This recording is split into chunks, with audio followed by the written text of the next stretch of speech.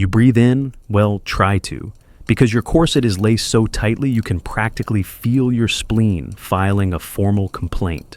Welcome to Victorian England, where the ideal female waist measures less than the circumference of your average soup can. And yes, that sounds absurd because it is.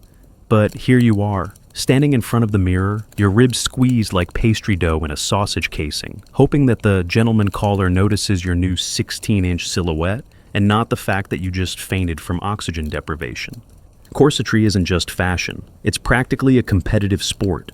Society ladies wear them from the moment they can toddle, trained early to mold their midsections into hourglass perfection. The stays are made from whales, steel, or even wood. You wince every time you bend, which is not often, because bending is kind of out of the question now. At least it forces good posture, or permanent spinal issues. Either or.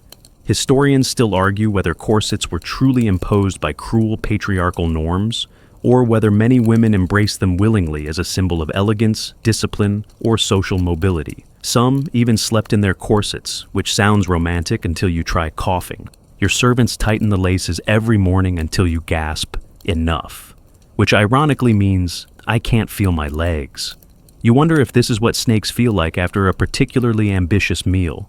Some women even achieve wasp waists, those fabled measurements below 15 inches.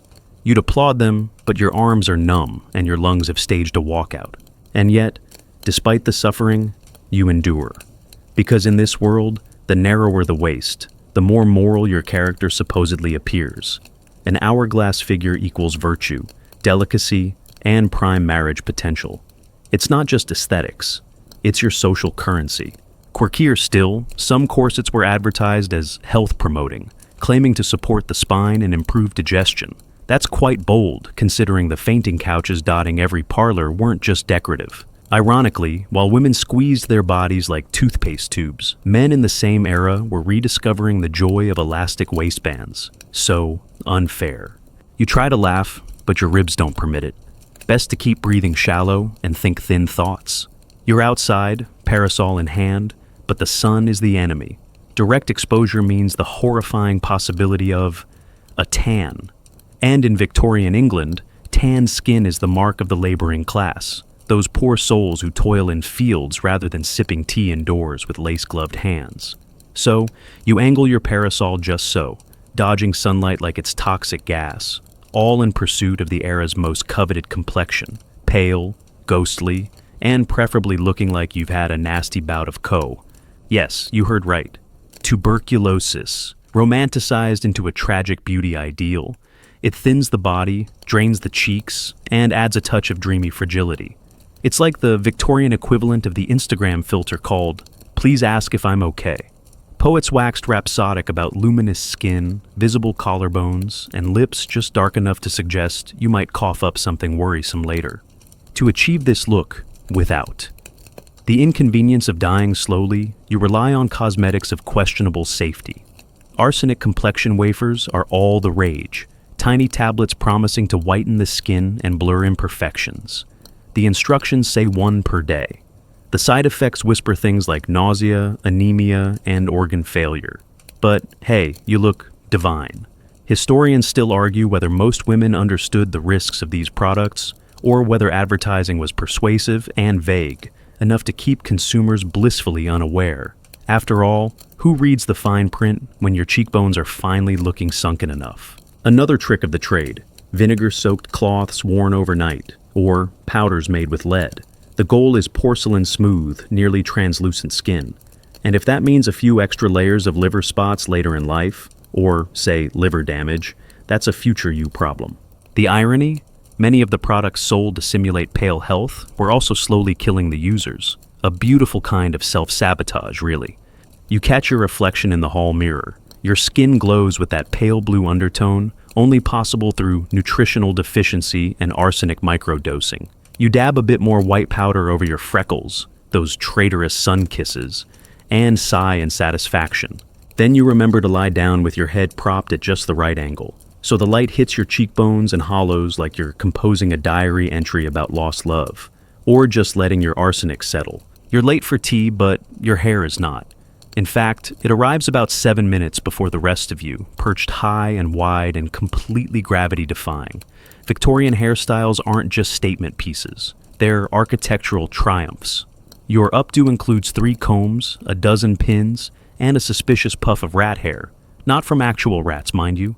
Though sometimes, yes, actual rats did get involved. We'll get to that. Every strand is arranged with military precision because big hair is big status. Height equals elegance, volume equals refinement. And the more birds' nests your curls resemble, the more accomplished your maid must be. If you can walk through a doorway without ducking, it's considered minimalist. To create this towering confection, you enlist hair pieces. Yours, your friends, maybe your maid's, and in one case you'd rather not remember, your dog's. Victorian ladies collect fallen hair and decorative hair receivers on their vanities. These porcelain pots hold the daily harvest, which is then repurposed into pads called rats to bulk up buns and braids. Yes, the name is unfortunate. Yes, the results are oddly majestic. There's an entire economy of false hair. The human variety is best, and the demand is so great that black market sources spring up across Europe. Hair smugglers, if you will. Somewhere, a woman is probably missing a braid she didn't authorize. Historians still argue whether the pressure to maintain these towering styles came from fashion plates or from the unspoken competition among social circles. Who can balance the most bonnet underpinnings without tipping over? It's less about vanity and more about aristocratic jousting with curls instead of lances. And it's not just about updos. Crimped fringes, spiraled side locks, and intricate braids snake their way around your scalp like decorative ivy. If your hairstyle doesn't require at least an hour of prep and a prayer to the weather gods, it's not really finished. Here's the fringe tidbit. Some women tucked bread crusts into their hair at night to lure away lice. The bugs, drawn to the snack, were supposed to migrate and stay. Let's just say it wasn't wildly effective, but points for creativity.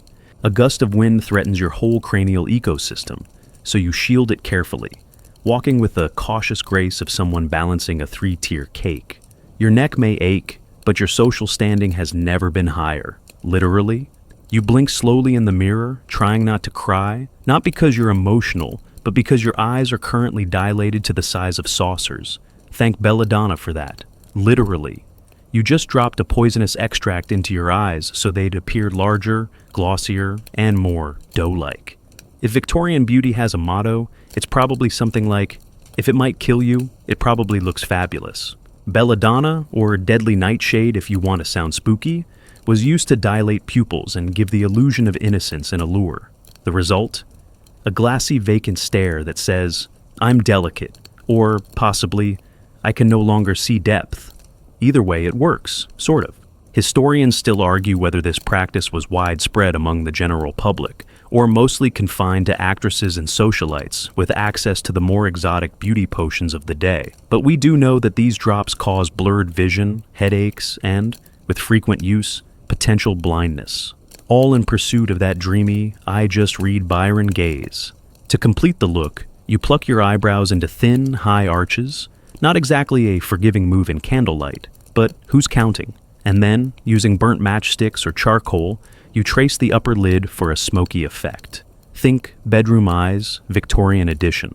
Of course, eyeliner isn't officially in yet for polite society. Too exotic, too theatrical. But you're a rebel. You like your lashes long, your gaze mysterious, and your matches very, very burnt.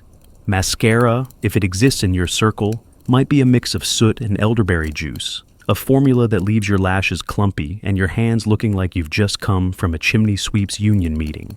Still, you soldier on, blinking seductively and trying not to veer into walls. The faint halo of candlelight catches your now gleaming eyes just right. You're the image of tragic beauty, as if you've spent the whole day crying over poetry and not simply dripping toxins into your corneas. Here's a strange bonus fact. Some women reportedly used crushed beetles or lampblack as eyeshadow. Yes, beetles. Because nothing says romantic mystique like repurposed insect parts. You flinch as another belladonna drop hits. It burns a little. But you remind yourself, it's the pain that means it's working. And if your suitor can see his own reflection in your pupils, even better. You smile, or at least you try to. Smiling too wide might crack the thick white tooth paint you applied earlier. Because in Victorian England, teeth aren't just for eating. They're miniature social status trophies lined up inside your face. They're supposed to be straight, white, and even, which is rich considering the era's approach to dental hygiene, is somewhere between medieval and wishful thinking. To keep up appearances, you've got a few tricks up your sleeve, or, more accurately, in your mouth. Tooth powders made from chalk, charcoal, or even powdered cuttlefish bone are all the rage. They taste like burnt regret, and the results are mixed. The abrasive quality means they sort of clean your teeth, but also sand them down like Victorian beech driftwood. Add a stiff bristled brush made from boar hair, and it's a party for your gums. Now here's the kicker. Mainstream toothpaste as we know it won't exist for decades, and regular visits to the dentist are considered either masochistic or something only the rich can afford. That said, dentists do exist, though some also double as barbers or blacksmiths. Truly multi-talented gentlemen with forceps and a strong stomach. Historians still argue whether the pressure to maintain pristine teeth came more from rising middle-class aspirations or from the increasing availability of cheap sugar, ironically making everyone's teeth worse. Either way, the desire for a brilliant smile grows, even as cavities become epidemic. For the less blessed, fake teeth are an option. If you're well off, you might get dentures carved from ivory or, brace yourself, from actual human teeth. Yes, that's a thing. Waterloo teeth were harvested from fallen soldiers post-battle, because nothing says romance like wearing someone else's molars to the opera. One particularly quirky trend. Some women would dye their gums slightly red to make their teeth appear whiter by contrast. A little oral color theory with your arsenic. You glance at your reflection and practice a restrained, lip-only smile. Show just enough tooth to suggest wealth and robust health, but not so much that anyone gets a peek at last week's treacle damage. Heaven forbid they catch a whiff, too. You've got a clove stuck between your molars for that. A natural breath freshener that also numbs the guilt. So, you grin daintily. Your smile as much illusion as anything else. And your teeth. Well, they might not be real, but at least they match your wig. You ease into your evening gown with the grace of someone fully aware that their décolletage is about to make a socially sanctioned appearance. Victorian fashion walks a curious tightrope between prudish and provocative. Your ankles remain scandalously hidden, but your shoulders, practically on parade. Exposed collarbones become the soft focus center of attention, which makes sense in a culture that reads fragile bones as the pinnacle of beauty. This neckline theater isn't accidental. Gowns for balls and soirees are specifically cut to frame the upper chest and shoulders. Framed, mind you, like precious artwork. The fabrics are silk, the colors soft, and the sleeves non-existent. You glide into the drawing room, wrapped in satin and irony. Historians still argue whether this fashion was truly about aesthetics, or if it subtly reinforced the ideal of passive femininity. After all, you can't very well go plowing fields or chopping wood with your clavicles on full display. This is clothing meant for being looked at, not living in.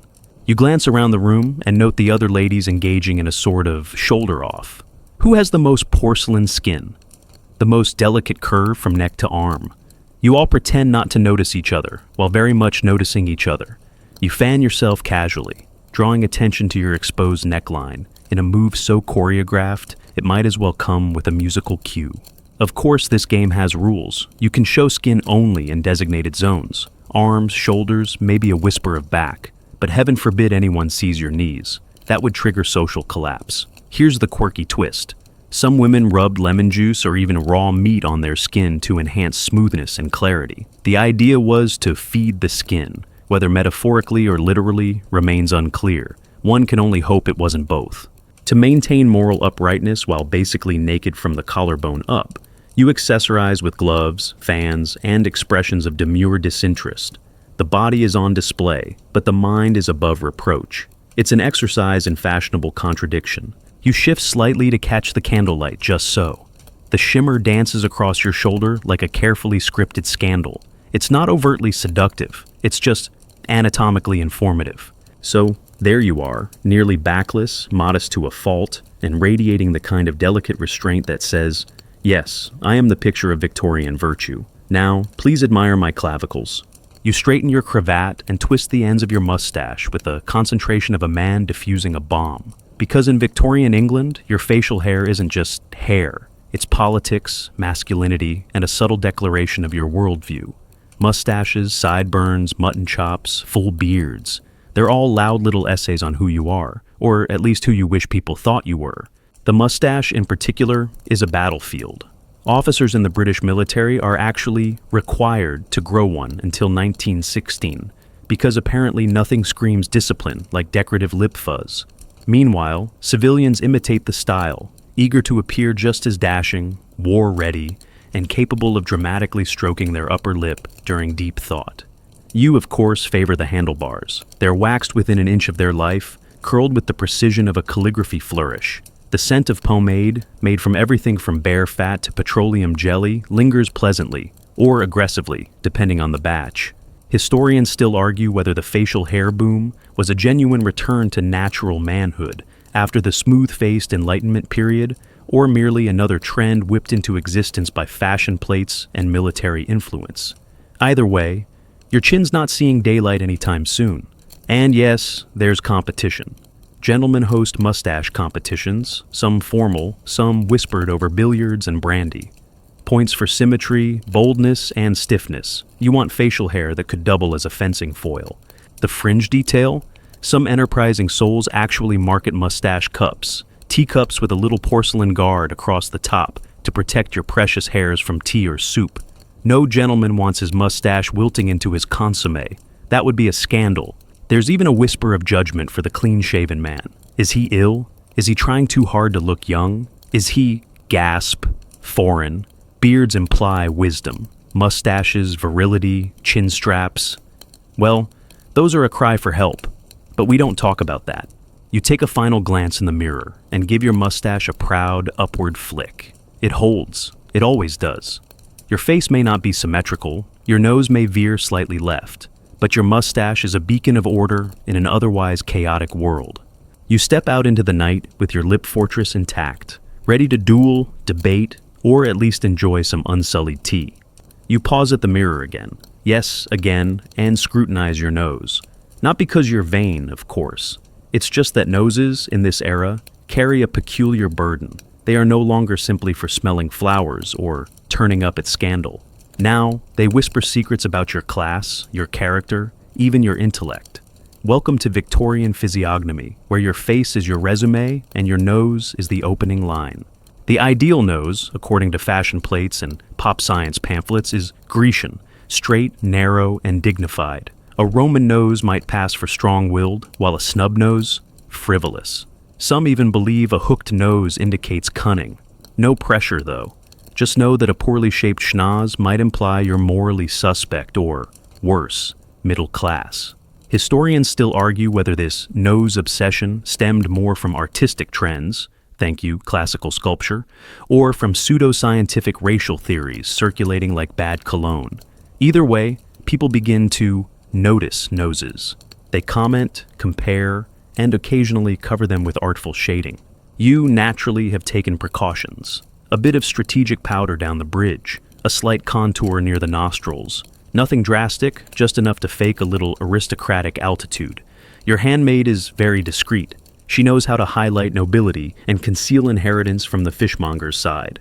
The oddity here, a cottage industry of nose shapers briefly crops up.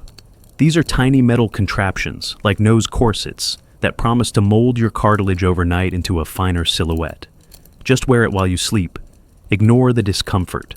Beauty hurts, or rather, snoots do. Some women even resort to photographic trickery. With the rise of portraiture, angles become crucial. You turn slightly left, lower your chin. Yes, perfect. That's the nose of someone who owns land and doesn't shout in public. There's also the matter of sniffing. A gentle, refined sniff at a bouquet is elegant. A hearty snort is social death. You practice just to be sure, and offer a delicately nasal that suggests you've just read something in Latin and found it mildly tedious. As you leave your room, you angle your face toward the window light. The shadows fall just right. Your Grecian illusion is complete. You may not be descended from gods, but tonight, your nose will absolutely pretend you are. You're armed with a slice of lemon and a mission, to obliterate every freckle daring to appear on your delicate Victorian face. Because freckles, those cheerful sun-kissed specks, are considered wildly inappropriate for a lady of refinement. They scream milkmaid, not duchess. And in this era, the class line is drawn in pigment. Sun exposure is the culprit, of course. Any sign that you've spent more than 30 seconds outdoors without a parasol hints at manual labor, fresh air, and all sorts of unseemly activities like gardening or, perish the thought, enjoying yourself. So, you sit by your vanity, dabbing lemon juice like it's holy water, hoping to bleach the sins of summer off your cheeks. Historians still argue whether this anti-freckle stance was genuinely aesthetic or more about reinforcing the social pecking order. After all, fashion is often just class warfare with fancier stitching. The remedies range from charmingly absurd to outright alarming. Lemon juice is on the mild end, if a bit stingy, but you've heard whispers of more effective solutions. Mercury-based creams, arsenic lotions, and cucumber vinegar concoctions have all made appearances. One particularly desperate cousin even tried bathing in buttermilk for 3 weeks. It didn't work, but now she smells like a forgotten tea sandwich. And it's not just the freckles themselves, it's what they represent. Nature is beautiful only when properly curated. A wildflower, lovely in a vase, on your nose? Absolutely not. This cultural disdain gets reinforcement from literature too. Freckled heroines are rare. When they do show up, they're usually quirky, stubborn, or, heaven help us, independent. You know, the kind of women who read novels without supervision. Of course, some outliers rebel. A few artists and intellectuals begin to romanticize natural features. They argue that freckles have a kind of earthy authenticity. But that school of thought hasn't quite reached your drawing room. So, for now, it's citrus warfare. The fringe tidbit? Some recipe books of the time actually include beauty waters you could cook up at home. One involved crushed strawberries, borax, and patience. Lots of patience, and preferably a high pain tolerance. You lean closer to the mirror, nose wrinkling. Are those freckles multiplying? You squint, curse the sun in your diary, and apply another lemony layer. Beauty, as always, is a battle of attrition and citrus. You sit at the breakfast table, nibbling delicately on toast, and trying not to think about the other thing that might be nibbling inside you. Because somewhere, deep in your digestive tract, a tapeworm may be having the time of its life, and all in the name of beauty. That's right. The Victorian slim-down shortcut includes one of history's more stomach-turning solutions: ingesting a parasite on purpose. Weight loss is one of the great obsessions of your era. A slender frame speaks of restraint, breeding, and ethereal charm. Full-bodied figures are increasingly associated with gluttony and the lower classes. So, what's a girl to do when corsets alone just won't squeeze away those last few pounds? Why, swallow a tapeworm capsule, of course. They're allegedly sealed to survive the stomach acids before hatching into your own internal personal trainer. Historians still argue whether these tapeworm diet pills were genuinely marketed and consumed widely, or were more urban legend than daily habit. But ads from the time, some possibly satirical, others worryingly earnest, hint at a demand for such effortless figure-sculpting aids. Either way, the idea creeps into the cultural bloodstream. The logic is grotesquely simple.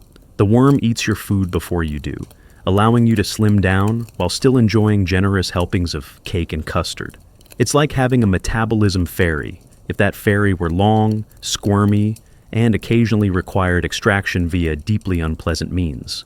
But it's not just worms. There's also vinegar tonics, ammonia-soaked bandages wrapped around your waist, and starvation diets disguised as fasting retreats. You might also take soap pills. No, really, soap. It doesn't clean your insides, but it does clean out your calendar with long hours spent near the nearest chamber pot. You pinch your waist gently, reassuring yourself that the corset isn't doing all the work. You're earning this silhouette, even if your digestive system has become a shared tenancy. The quirky detail? Some beauty experts of the time recommended eating nothing but pickles and pineapples. Why? Something about acidity, or maybe just taste bud punishment. You sip your tea and try not to wonder what's squirming just below your ribs. If anyone asks, you simply say you're feeling a bit light these days. They'll assume you mean spiritually. Only you and your hungry companion know the truth. You glance down at your boots and wonder, not for the first time, whether they were designed by a sadistic cobbler with a grudge against toes. They are petite, narrow, and utterly impractical, the hallmarks of fashionable Victorian footwear. In this world, feet aren't for walking. They're for showing restraint, fragility, and the ever-crucial illusion of daintiness. A tiny foot signals refinement, even purity. It suggests that you've never worked in a field, never taken a brisk walk alone, and certainly never danced barefoot in a meadow, like some kind of novel-reading anarchist. Your shoes do not say, "adventure." They whisper, "I have staff." Historians still argue whether this obsession with small feet stemmed directly from fashion magazines, or was a lingering echo of even older customs. Some suggest a fascination with Eastern beauty ideals. Others point to Western fairy tales that link foot size with worth. Cinderella's slipper, anyone? Either way, the trend stomps forward, very carefully and preferably with assistance. To achieve this vision of elegance, you start young. Childhood shoes are stiff and narrow, the leather barely softening before being replaced by the next pair of mini torture devices. High-button boots become the standard, so tightly laced that they require a button hook and the patience of a saint. Bonus points if you faint trying to get them off. And heaven help you if your foot grows too large. Some girls are advised to bind their feet, not quite as aggressively as in other cultures, but enough to guide their growth. Walk softly and carry a big parasol, because that's the only support you're getting. The fringe tidbit? Some women would purposely wear shoes 2 sizes too small to give the impression of daintiness. They'd remove them at parties and flex their feet in secret, like rebellious ballerinas plotting revolution. You cross the drawing room in measured steps, trying not to wince. Each footfall is a performance. You glide, you float, you absolutely do not limp. Your gait says, "I'm delicate," even if your toes are quietly screaming obscenities. A gentleman notices and compliments your poise. You smile politely and pretend your feet aren't numb. Inside your boots, 10 tiny prisoners await liberation. Later, you'll soak them in rosewater and whisper apologies. But for now, you suffer stylishly. Because in Victorian society, the smaller the footprint, the larger your social standing. You sit by the window, arms draped just so, letting the light stream across your forearm like a painter's brushstroke. If you position yourself just right, you can almost make out the fine, lacy network of blue veins under your skin. Perfect. Because nothing says elegance in Victorian England quite like looking vaguely translucent, as though you were made of porcelain and secrets. This is the age of visible fragility, where showing your veins isn't a health concern, it's a social goal. The more ethereal your skin appears, the more removed from labor, sun, and rough living you seem. And if people can track your circulatory system at a glance, well, that's practically aristocratic. Historians still argue whether this fascination with vein visibility was born from neoclassical art influences, or from an idealization of illness, pale skin being associated with both high class and tragic romance. Either way, you start inspecting yourself daily like a map of upper-class geography. To enhance the effect, you powder your skin to a pale matte finish, then apply just a touch of blue-tinted grease paint along the veins, especially around the wrists, neck, and temples. The goal is not realism. It's a curated illusion of delicacy. You want to look as though a harsh breeze might give you a nosebleed. And here's the quirky detail. Some beauty guides of the time suggest sketching veins, on purpose, with a tiny brush. Just a little highlight here, a swoop there, nothing too anatomical. You're not dissecting frogs, just broadcasting social status through dermal calligraphy. This phenomenon becomes so widespread that vein visibility even finds its way into fashion. Sheer gloves, short sleeves for evening wear, and pale silks all conspire to showcase your bloodline, literally and figuratively. The irony? Many women with natural olive or darker skin were pressured to lighten their complexion just to participate in this odd little trend. Skin tone wasn't just about race or beauty. It was about the ability to glow like bone china and bleed blue in candlelight. You glance down and adjust your sleeve, exposing the faint blue curve near your elbow, just enough to suggest nobility, not enough to look vascularly alarming.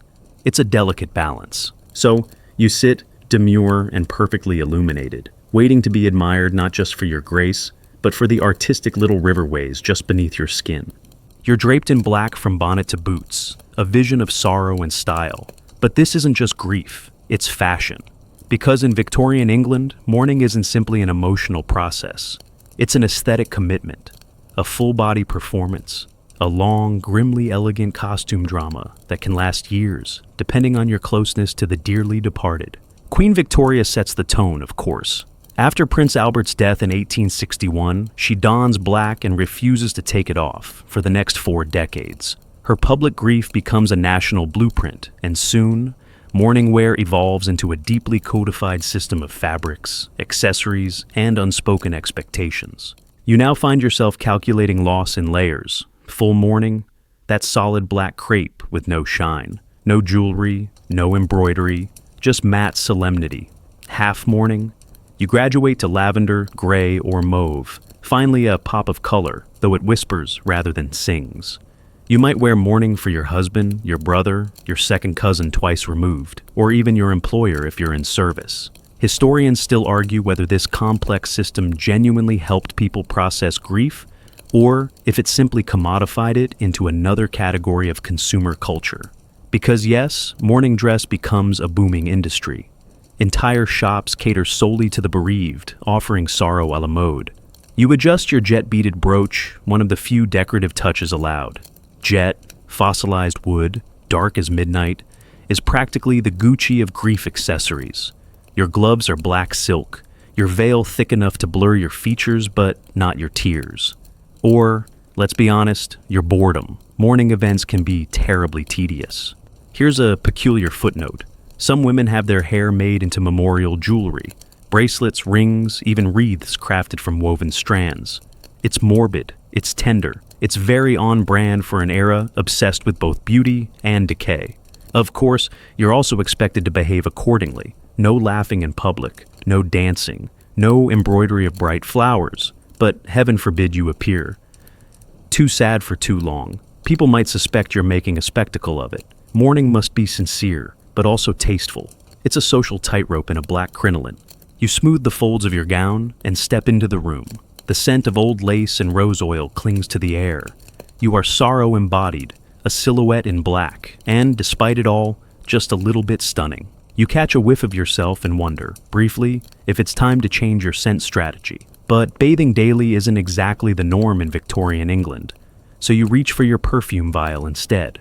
After all, what's a little natural aroma between friends when you've got jasmine, musk, and a dash of civet on hand? Yes, civet, extracted from the glands of a cat-like creature. It's musky, powerful, and, according to fashion magazines, utterly divine when diluted enough to not induce fainting. Welcome to the fragrant world of Victorian scent culture, where personal odor isn't erased, it's artfully camouflaged. You dab the perfume behind your ears, at your wrists, and, for good measure, along your décolletage. Too much, and you'll smell like a perfume letter. Too little, and you risk exposing your human side. Gasp.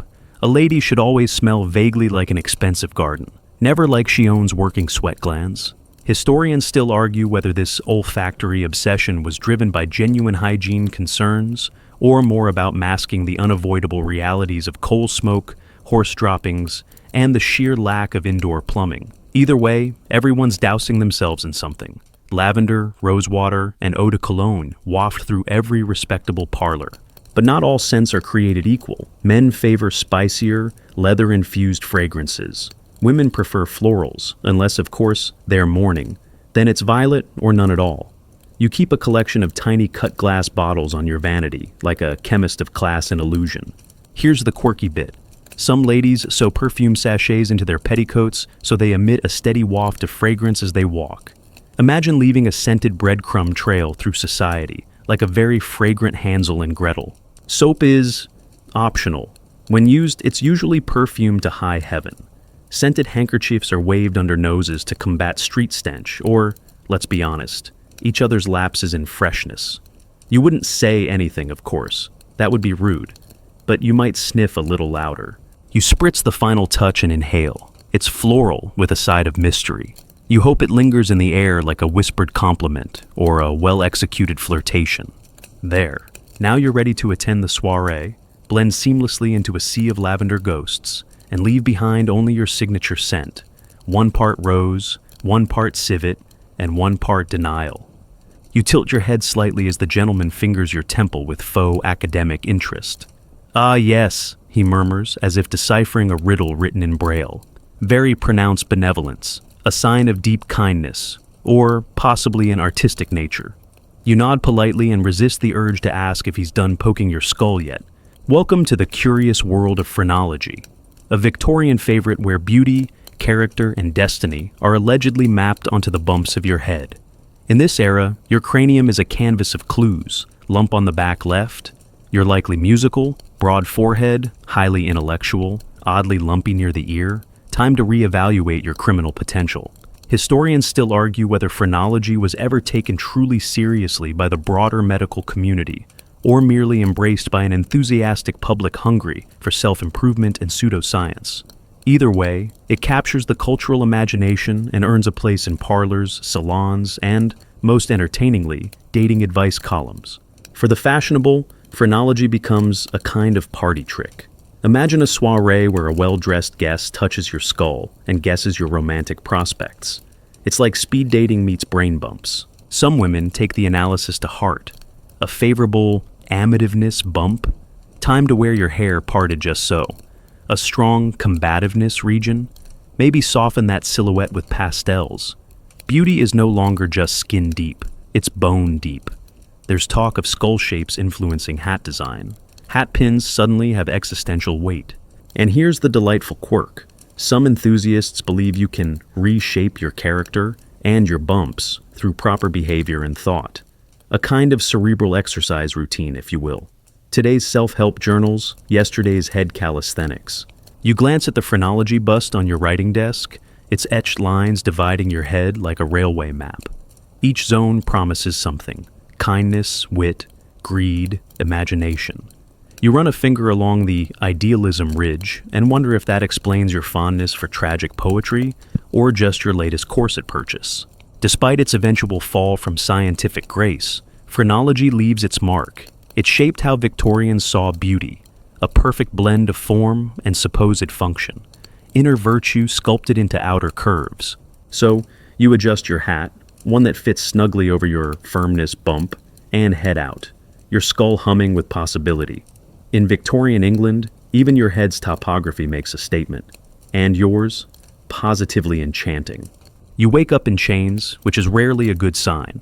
The cart rattles beneath you, dust kicking up from the Roman road as you're hauled toward the gates of the ludus, your new home. Ludus, of course, being the polite word for gladiator training prison. No one asks your name. Instead, the guards joke about calling you goat face because of the way your hair sticks out. You protest. They shrug. Goat face it is. The doors creak open and you're shoved into a courtyard that smells like sweat, blood, and wet straw. Not necessarily in that order. You take your first deep breath as a trainee gladiator and immediately regret it. Your welcome committee includes a bored teenager with a spear and a man in a leather apron who looks like he hasn't smiled since Julius Caesar was alive. This is how it begins. You're cataloged like livestock, stripped of your belongings, yes, even your lucky charm, and handed a tunic that's 2 sizes too itchy. A scribe records your age, weight, and visible teeth while muttering in Latin. Apparently, the number of teeth you have affects betting odds. Historians still argue whether that's superstition or just early dentistry. From there, you're marched to a dim cell with a barred window and told to wait for orientation. You picture pamphlets and coffee. Instead, an hour later, a former centurion with a voice like gravel throws a bucket of water on you and yells something about dignitas.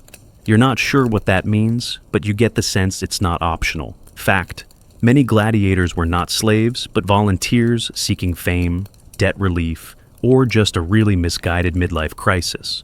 Not you, though. You were sold off by a desperate uncle who swore the paperwork was temporary. As night falls, you lie on a straw mattress full of mystery lumps, wondering how long you'll last. Through the wall, someone is softly singing in Greek. You shiver, not from the cold, though there's that, but from the realization that you are now property. Breathing, bruisable property expected to entertain a bloodthirsty public for sport. Oh, and your cell door doesn't lock from the inside. Sleep tight. You wake to someone snoring like a dying warthog. Welcome to shared accommodation, Roman style. Your cellmate, it turns out, is a former shepherd named Brutus who claims to have once wrestled a wolf. You're not sure whether to be impressed or worried, especially when he offers you a bite of something mostly bread. Gladiator school, for all its drama, is basically one long forced sleepover. You live, eat, train, and, sometimes, bleed with the same crew, day in and day out. There's an odd intimacy in that. The cell block is packed with characters, from the muscle-bound Murmillo with a lisp to a wiry Carthaginian who hums lullabies while sharpening sticks. And don't even get started on Otho, the guy who insists he's the reincarnation of Achilles and insists even harder on narrating his dreams. Cliques form fast. The Gauls stick together, always whispering in their sing-song dialect. The Thracians practice moves with imaginary swords, eyes darting constantly. You learn quickly that alliances matter, not just for morale, but for survival. You do not want to be the one guy nobody covers during sparring. That's how you end up with a bruised spleen and a lifelong grudge against a guy named Marcus, who accidentally slipped. One curious fact: many gladiator schools practiced a kind of twisted meritocracy. If you were skilled, smart, and just sociable enough not to get stabbed in your sleep, you could gain privileges, better rations, fewer chores, maybe even a real blanket. Historians still argue whether this was true equality or just a sneaky way to keep strong fighters loyal. Meanwhile, hygiene is, let's say, rustic. Communal latrines, cold sponge baths. Brutus once tries to dry his feet with your tunic, by mistake. You start hiding your clothes under the mattress. It doesn't help. They still smell like goat. Still, bonds form. You share food. You trade stories. You learn who snores, who schemes, and who cries at night when they think no one's listening. You're a team now, a ragged mess of nationalities and accents, all trapped in this brutal boot camp with dreams of survival, glory, or, at the very least, not being turned into crowd-pleasing hamburger meat. And despite the rough start, despite Brutus and his mysterious bread, it's oddly comforting to know that someone will be there beside you when training starts, even if he smells like old cheese. Morning arrives with a trumpet blast so shrill it could wake the statues in the forum. You tumble off your straw mat, heart hammering, already regretting whatever life choices brought you here. A wooden door slams open and a guard shouts something about first drill. Brutus groans. You both shuffle out like hungover goats. Training starts in the courtyard, dusty, wide, and surrounded by stone walls tall enough to discourage escape fantasies. You're handed a wooden sword. Not exactly confidence-inspiring. Then again, real blades would turn practice into massacre, and that's bad for business. Your instructor for the day is an aging Gaul with a shaved head, one eye, and a voice like thunder in a barrel. He's known simply as Bors. Rumor has it he once bit a man's nose off in a real match. Bors begins by explaining that you are all garbage, not metaphorically. Literal human garbage, who will be carved into sausages unless you shape up. So begins your first lesson. Footwork. It's not glamorous. You spend hours stomping in circles, trying not to trip or step on your neighbor. Balance, Bors yells. A dead man has no balance. Historical fact. Gladiators were trained extensively in foot positioning before they ever swung a weapon. Death often came from bad footing, not lack of strength. Eventually, you graduate to drills, lunges, parries, defensive blocks, all done with those punishingly heavy wooden swords. Your arms feel like they're made of soup. Some trainees collapse, others vomit. A select few manage to do both at once, earning a weird kind of applause. By mid-afternoon, the sun is a frying pan and your tunic's soaked through. Bors calls you over for personal corrections. You expect tips. You get slapped with a training shield. Twice. Apparently, your stance was offensive to the gods. Here's the twist. Despite the cruelty, the training works. You start to feel your body shift. Faster reflexes, firmer muscles, a sense of timing. Brutus even stops tripping over his own feet. Historians still argue whether training routines varied between schools or followed some underground gladiator curriculum. Either way, it's clear that pain is part of the lesson plan. That night, you lie in your cell, every limb buzzing with soreness. Brutus whispers, "Still alive, eh?" You nod, too tired to speak. Lesson 1, complete. Don't die during warm-ups. It turns out gladiator food is not nearly as glamorous as the marble busts and golden goblets in Roman mosaics might suggest. Your first breakfast is a bowl of lukewarm barley mush, a hard crust of bread that could double as a weapon, and what might be olives, though Brutus says they might also be boiled beetles. He's joking, you hope. You soon learn that meals are all about bulk, not brilliance. Gladiators needed calories, lots of them. Your daily rations are packed with grains, beans, legumes, and the occasional slice of questionable meat. Roman writers even called you guys hordearii, or barley men, because barley made up a good chunk of your diet. Less about taste, more about padding you out for the arena. Nobody wants to watch a scrawny duel. That extra layer of chub, arena armor, baby. But there's a catch. Beans and lentils may build strength, but they also build pressure. The communal sleeping quarters turn into a nightly symphony of digestive distress. You learn quickly not to sleep too close to the fire pit after Brutus lets one rip and nearly snuffs it out. Your meals are taken sitting in rows, wooden bowls clutched in tired hands. It's one of the few quiet times of day, apart from the occasional fart or argument about who stole whose fig. You notice a pecking order. Older gladiators eat first. Slower ones get stuck with the burnt bits. You start positioning yourself strategically in line, just behind the guy who always sneezes into his bowl. A fringe tidbit? Some schools added ash or charcoal to the gladiator diet, believing it helped blood clot faster or strengthened the body. Historians still argue whether this was primitive medicine or just culinary trolling by bored trainers. Food becomes a comfort, even when it tastes like damp sandals. You begin trading chunks of bread for favors, like swapping a honey date for a turn at sharpening your sword. Brutus becomes oddly protective of his beans, calling them his lucky legumes. You don't ask. And then, once a week, a miracle. A slice of cheese. Real cheese. It smells like old socks and tastes like heaven. You savor it like treasure, letting it melt slowly on your tongue while the sun sets beyond the practice yard. For a fleeting moment, you feel almost human again. Almost. You hear his footsteps before you see him, slow, deliberate, like someone who's always in control. Then the door creaks open, and there he is, the lanista. Your trainer, your boss, your owner. Also, possibly a demon who sleeps in armor. His name is Cassian, but nobody calls him that. Around here, he's just Dominus. He has the kind of presence that makes grown men straighten up and drop eye contact like it's burning their retinas. His armor's polished, his tunic spotless, and his face, somewhere between patrician smug and I've disemboweled someone for sneezing. You gulp. Lannistae weren't always brutal, but Cassian seems determined to honor the stereotype. He paces the training yard like a hawk at a buffet, eyes scanning for weakness. Find him staring at you too long, and you'll be doing sand drills until your legs forget how to be legs. Still, it's complicated. Cassian isn't just your tormentor, he's also your ticket to survival. He decides who trains, who fights, who maybe gets to live another day, and even taste a fig. The Lanista bought you, yes, but now he invests in you, like a very shouty stockbroker with a scar across his jaw. First lesson? Respect the chain of command. Second, don't talk back. Third, never ever try to be funny. Gladiator humor does not translate well to authority figures, especially when it involves mimicking their limp. Fact of the day, Lannistae were often former gladiators themselves, which explains why Cassian still moves like he's about to dodge an imaginary spear. Historians still argue whether their experience made them more empathetic or just better at inflicting targeted pain. Cassian, solidly in the targeted pain camp. During afternoon drills, he tests you. Not physically. Oh no, he leaves that to boars and the sadistic obstacle courses.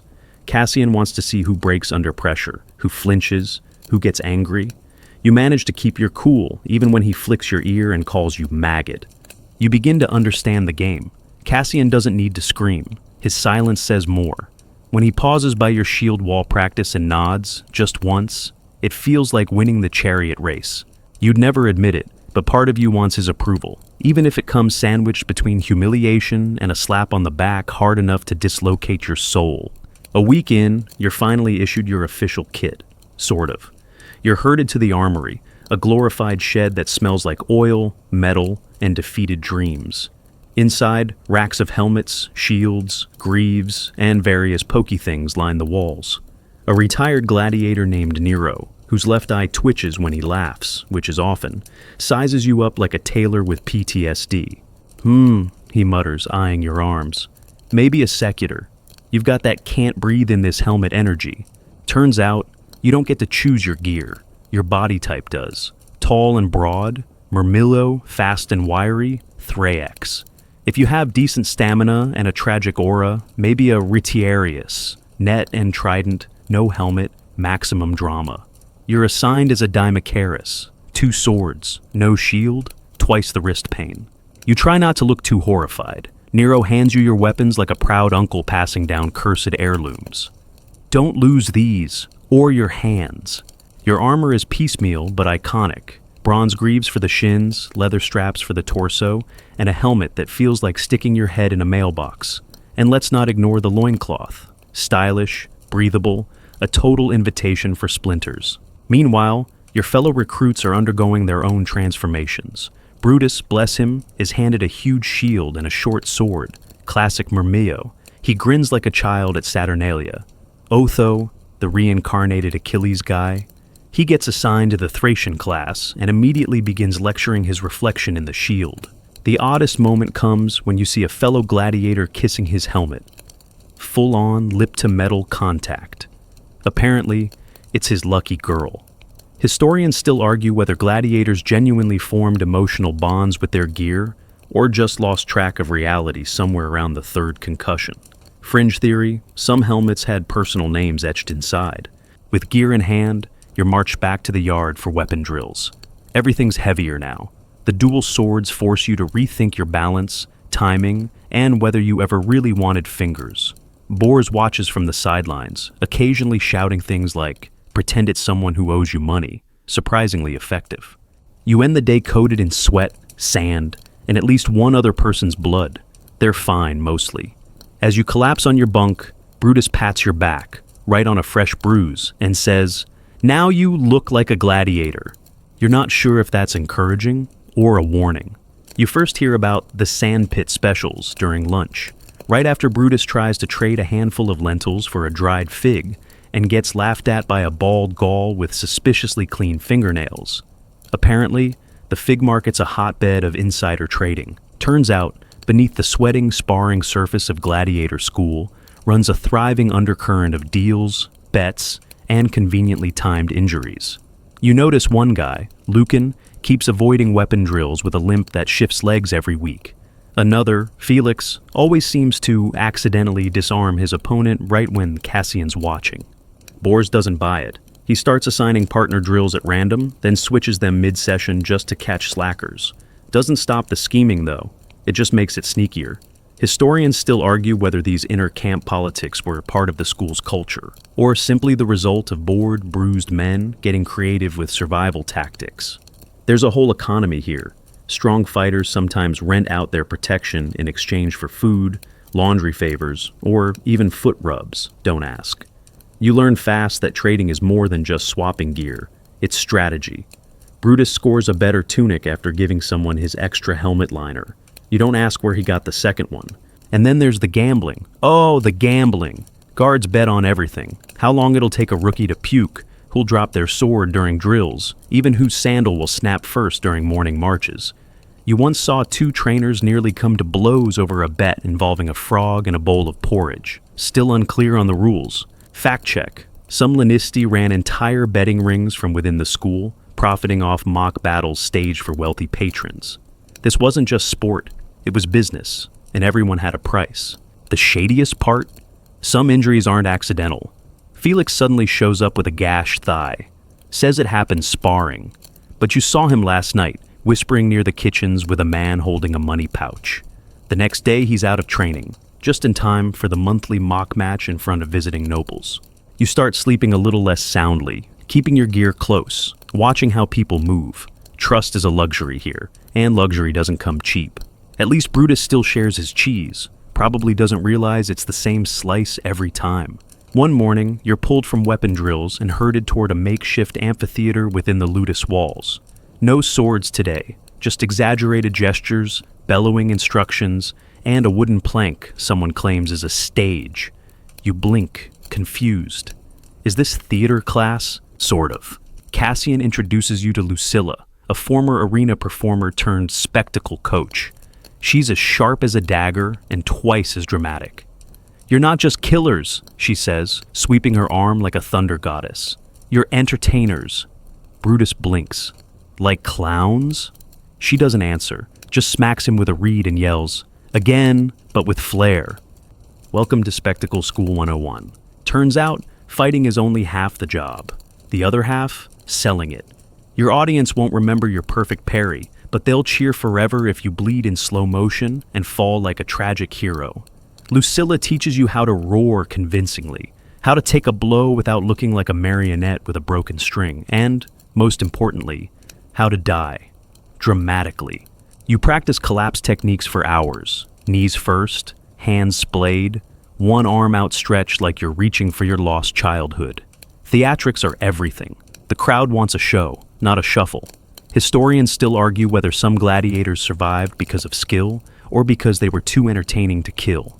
Fringe theory, some carried red-dyed sponges to fake blood loss. It gets weirder. Lucilla insists every gladiator develop a persona. Yours apparently is the Viper. She hands you a sash with faded embroidery and says, "Hiss more." Brutus becomes the Boar and immediately begins snorting between sparring rounds. Otho, unsurprisingly, adopts Son of Achilles and insists on entering every room chest first. You rehearse taunts, signature gestures, even death gurgles. Lucilla makes you duel with props, fake swords, a basket of grapes, one very confused chicken. Crowd work, she says. They love absurdity. They love blood. Give them both. Fact check. Many gladiators became celebrities. They had fans, graffiti, even product endorsements. One guy supposedly lent his name to olive oil. And you're still figuring out how to hiss without sounding like a steam kettle. By the end of the week, your muscles ache from both lunges and lunging monologues. But something shifts. The idea of the arena no longer feels like pure terror. It's still death, sure, but now it's performative death, with a catchphrase. You're not entirely sure how a chicken ends up officiating your official ludus initiation, but here you are, half-dressed in ceremonial linen, standing in a chalk circle next to Brutus, while Lucilla cradles a plump, slightly confused hen like it's the emperor's baby. It starts with a procession. Everyone lines up, solemn-faced, trying not to trip over their sandals. A low drum beats. Someone sings in Etruscan, off-key.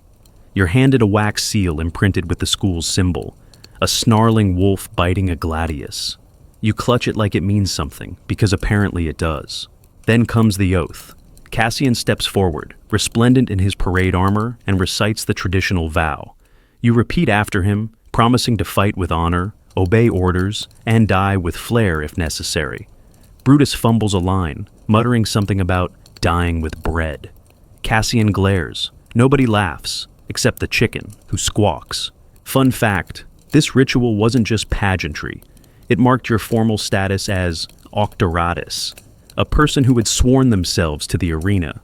Even if you were sold here, this moment made it official. Historians still argue whether the ceremony was binding or symbolic, but most agree that once you took the oath, there was no going back. Chicken or no chicken. Next comes the part where you bleed. Each recruit gets a tiny ceremonial cut, just a nick on the arm, with a bronze blade that probably hasn't been washed in months. The blood is dabbed onto a small statue of Mars, the god of war. Then the chicken is set down in the circle. If it pecks the grain offering, that's a good omen. If it doesn't, well, no refunds. Your chicken stares blankly at the grain. You feel your stomach twist. Brutus whispers, "We're doomed." Then, finally the bird pecks. Once, twice, 3 times. Lucilla beams. "Auspicious," she declares. You're not sure if the bird's a mystic or just hungry, but everyone cheers. The rest of the night is more relaxed, singing, questionable wine, and a weirdly sweet fig cake that someone claims was smuggled in by a sympathetic guard. You even get to wash in warm water. One guy starts crying. You pretend not to notice. You go to bed with your new seal tucked under your mattress and the faintest smile on your face. Still sore, still scared, but now officially a gladiator. Chicken approved. Gladiator School is less like summer camp and more like an ongoing reality show where the prize is not dying horribly. As you settle into the rhythm of training, you start figuring out the social dance behind the swordplay, the fragile ecosystem of friends, frenemies, and the occasional fistfight over shared sandals. Brutus, thankfully, remains loyal. He may snore like a lion and hoard legumes, but he's got your back. Then there's Vibius, a slick-talking ex-thief who can barter 3 figs out of 1 date. He's useful, maybe even trustworthy, except on laundry duty, where he's mysteriously terrible. You start forming a small crew. There's Julia, a towering woman from the East, who once split a practice dummy in half and then apologized to it. And there's Keizo, who doesn't talk much but carves surprisingly delicate birds into scraps of wood during downtime. You're bonding in your own dysfunctional way. But not everyone is playing nice. Some fighters want glory, not comrades. Kato, a hulking murmillo with the charm of a head injury, takes every spar as a blood sport. He claims it's preparation, but it feels personal. You learn to avoid pairing with him, especially on days he skips his barley. Tensions build. The tight quarters, constant bruises, and the low-grade paranoia that someone might accidentally trip you during drills makes every interaction loaded. Historians still argue whether gladiator schools fostered real brotherhood or just temporary alliances based on self-preservation. Truth is, it's a bit of both. Then one evening, a real fight breaks out. Not choreographed, not sanctioned. You're eating your mash when Kato lunges at Vibius over, of all things, a missing sandal strap. Plates fly, blood spills. It ends with both men in the infirmary, muttering curses and spitting barley bits. Cassian's punishment? Extra drills, together, while tied at the wrist. Strangely, it works. They don't become friends exactly, but at least they stop plotting each other's downfall with spoons. Fringe tidbit. In some schools, staged grudge matches were used to blow off steam, or distract from bigger tensions, like food shortages or suspicious injuries. You suspect Cassian knows this. He watches everything with that predator patience, like he's 3 steps ahead of your feelings. As you scrape the last bit of lentil mush from your bowl, Brutus leans over and mutters, "Better to have a friend than a sword." Then adds, "Unless it's Cato, then bring a bigger sword." Fame doesn't arrive with trumpets or laurel crowns. It starts when someone scratches your name into a latrine wall with surprising penmanship. "The Viper," it reads, followed by a crude drawing that might be you, or a lizard on stilts. Either way, you've arrived. Lucilla grins when she hears. "They remember you," she says, tapping your forehead. That's power. And it is. Sort of. Fame in the ludus is a strange, sticky thing. Part reputation, part performance, and part sheer survival odds. You're not the best, not yet, but you've got a style, a hiss, a flair for collapsing like a stabbed opera singer. And people notice. Guards start greeting you by your arena name. Fellow trainees nod with a new kind of respect, or at least less mockery. One even asks to borrow your helmet for luck. You say no because you remember Helmet Guy and his weird metal kisses. Brutus beams every time someone mentions Viper. He claims he's your unofficial manager and demands a bigger food portion in your name. You get your first fan letter, or what passes for one. A clay tablet scrawled with "Nice fight, love the twirls, M," and a drawing of what may be a fig or a really enthusiastic fist. You tuck it into your bedding like treasure. Fun fact, real gladiators did develop fan followings. Roman graffiti records names, victories, and occasionally swooning admirers. Some gladiators even had their portraits sold on pottery. Historians still argue whether this was orchestrated PR by the ludus or spontaneous adoration from a public drunk on violence and drama, possibly both. Your new not-quite celebrity status brings perks, slightly cleaner gear, fewer chores. The trainers let you pick your sparring music one day. Drums and some frantic flute guy Brutus keeps bribing with raisins. But it also brings risk, jealous eyes, sharper elbows and drills. One guy mutters that you're Cassian's pet. Another leaves a snake carved into your bench, tail split, fangs broken. A message maybe, or very bad art. There's also the awkward moment you're recognized while bathing. A younger recruit gasps and blurts, "You're the Viper," before tripping over a bucket. You nod politely and try to find a towel that covers more pride than surface area. Fame, it turns out, is warm and cold at once, like bathwater that's been blessed, but also slightly cursed. Still, you keep the fan letter. It's something real, something yours. You wake up coughing. Your chest feels like someone used it for target practice with a battering ram. Brutus peers over, nose wrinkled. You look like warmed-over cabbage. He's not wrong.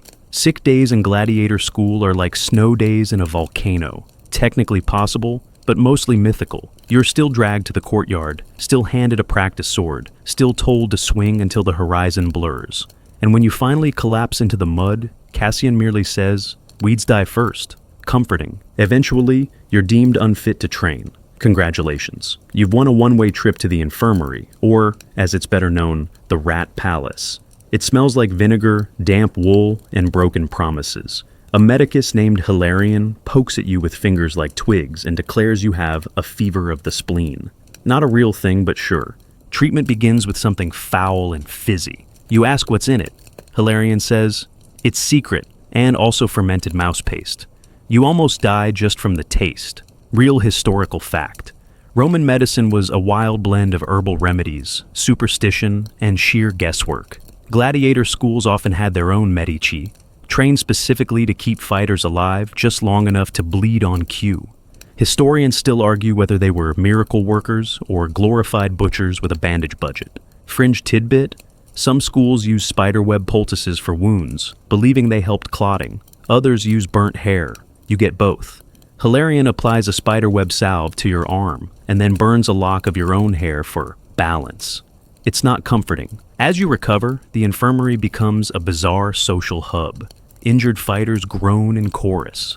One guy sings sad love songs to his bandages. Another insists he sees ghosts in the rafters. Brutus sneaks in a slice of cheese for you. His last, he says. You pretend not to notice he smuggled two. You start feeling better, eventually. Your muscles still ache, but your spirit, surprisingly intact. Maybe it's the moldy bread. Maybe it's the fever dreams, where Lucilla directs your coughs like an opera. Maybe it's just sheer stubbornness. But there's a weird peace in the infirmary, a quiet understanding. You've seen these people cry, rage, whisper regrets. You've shared a chamber pot, you're bonded now.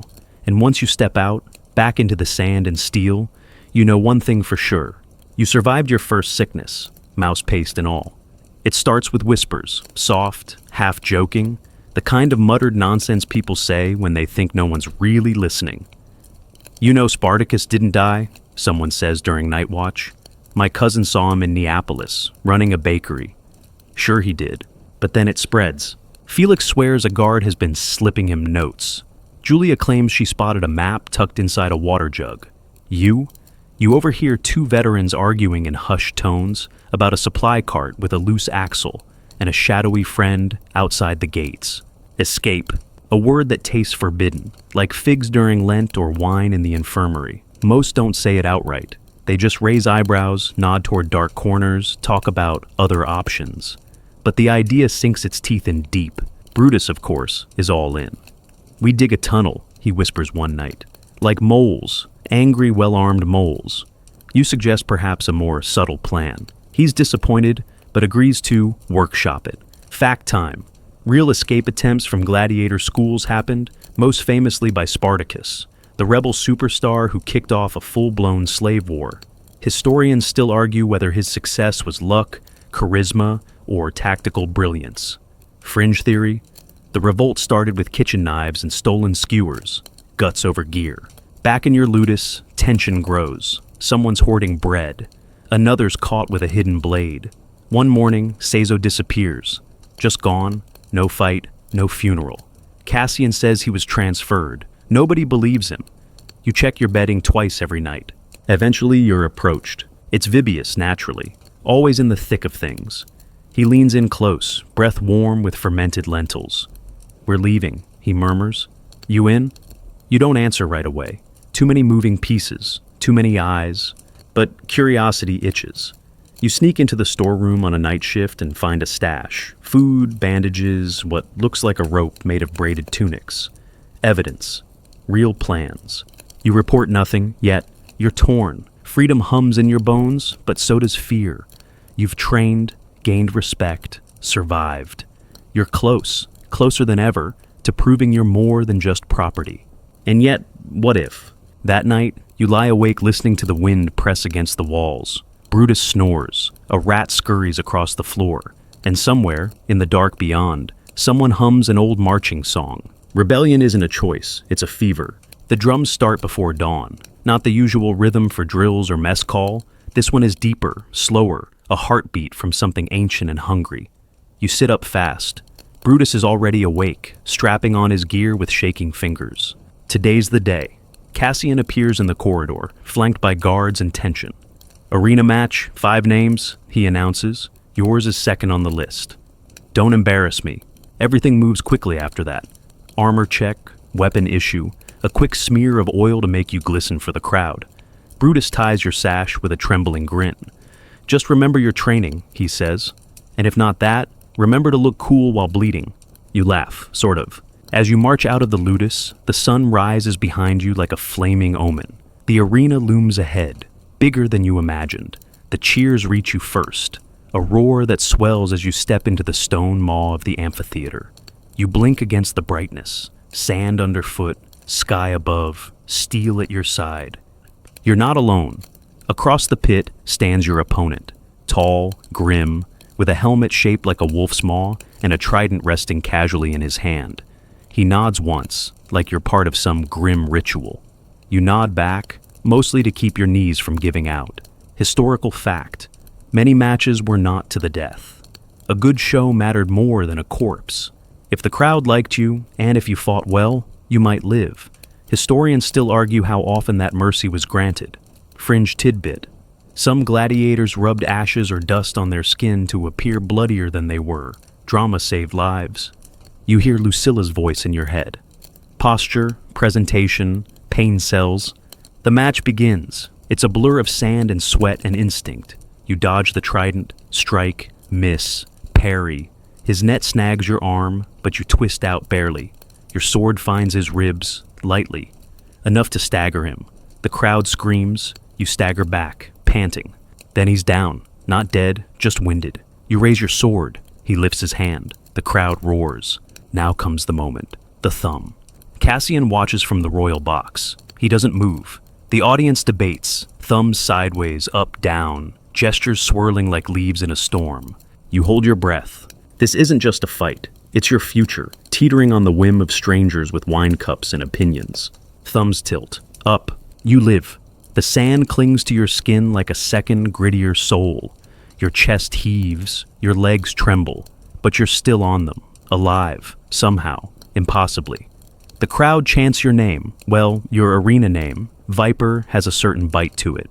You raise your sword just enough to acknowledge them, then shuffle toward the exit like a hero with shin splints. Behind the gate, everything dulls. The roaring fades. You're pulled into shadow, handed water, and slapped on the back by Cassian with something almost resembling pride. "Not bad," he grunts. You think you see the ghost of a smirk, or indigestion. Lucilla greets you with her usual flair. You twirled perfectly. The fall, chef's kiss. You thank her. You're too exhausted to correct her that you didn't fall on purpose. Brutus is waiting with a bandaged arm and a crooked grin. "You didn't die," he says. "Mediocre job." Then he hugs you hard enough to dislodge a lung. You head to the medicus, who declares your condition wobbly but salvageable. He smears you with something that smells like vinegar and desperation, muttering about lucky spleens. You lie down, float somewhere between aching and asleep, and dream of quieter places. Maybe a field, maybe cheese. Over the next days, your victory spreads. Not legendary, but memorable. You get extra rations, a new tunic, even a pat from a guard who usually scowls at bricks for fun. A few trainees ask for advice. You tell them, "Don't blink too much." It becomes weirdly popular. Still, things shift. The match changed how people look at you.